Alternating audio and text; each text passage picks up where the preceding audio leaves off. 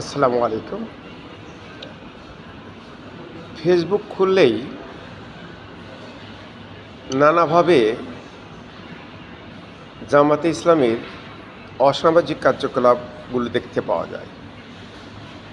Facebook খুললেই এত বেশি নেগেটিভ ভিডিওগুলো আসছে যে কল্পনাই করা যায় না। ইতিপূর্বেই এত বেশি নেগেটিভ ভিডিওগুলো আমরা কখনো দেখি নাই। আমি ছোট থেকেই জেনে আসছি জামাত ইসলাম একটি ইসলামিক দল। আমার প্রিয় বক্তা দেলোয়ার হোসেন সাইদি জামাত ইসলামী মারা গেছেন উনি, আল্লাহ বেহেশতবাসী করুক। কিন্তু এই জামাত ইসলামের নেগেটিভ কমেন্টগুলো শুনলে আমার কেমন যেন মনে হয় এটা কতটুকু সত্য। কিন্তু এখন এত পর্যায়ে নেগেটিভ ভিডিওগুলো আসছে, বিভিন্ন মন্ত্রী আমির বিভিন্ন সবগুলোই জামাত ইসলামিক নেতৃত্ব দানকারী একজন ব্যক্তিগুলো তাদের বিভিন্ন ধরনের অসামাজিক কার্যকলাপ আসছে এত বেশি, আসলে দেখলে অবিশ্বাস মনে হয়, কিন্তু আসলে তো সত্য। কারণ এগুলো সরাসরি দেখছি এবং সেগুলো পুলিশে সমর্পণ করছে, পুলিশে ধরে নিয়ে যাচ্ছে, তাদের জবানবন্দি শুনছি। তাহলে তো বিশ্বাস না করার তো কোনো কারণ দেখি না।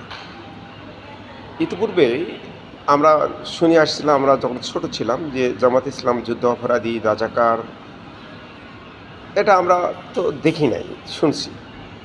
কিন্তু এখন যেগুলো কার্যক্রম হচ্ছে অসামাজিক নারী কেলেঙ্কারি যেগুলো, সেগুলো তো একই ধরনের কিছু চিত্র ফুটে আসছে, যেটা আমরা কোনোদিন আশা করিনি জামাত ইসলামীর মতো একটি দলের তরফ থেকে এরকম কিছু হয়ে আসুক। তারপরও এটা দেখতে পাচ্ছি।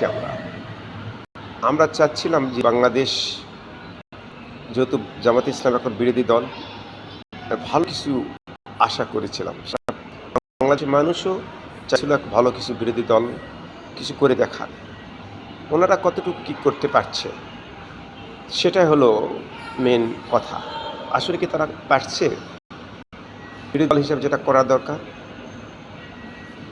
আমার মনে হয় পারছে না। আমার মনে হয় আরও তাদের বোঝা দরকার, একটু ধৈর্যশীল হওয়ার দরকার, সতর্ক থাকা দরকার। কারণ ডক্টর ইউনূস আমলে যা হয়েছে, এখন একটা দলীয় সরকার এসেছে, তারেক জিয়ার সরকার, সেটাই হবে এটা তো না হতে পারে। সুতরাং মোব সন্ত্রাস যে সিস্টেমটা আগে হয়ে আসছিল সেটার থেকে একটু বেরিয়ে আসতে হবে।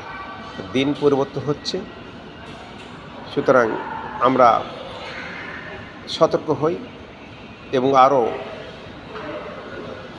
নিজেকে ধৈর্যশীল করি এবং অসামাজিক কার্যকলাপ থেকে নিজেকে দূরে রাখার চেষ্টা করি। সবাই ভালো থাকুন। আল্লাহ হাফেজ।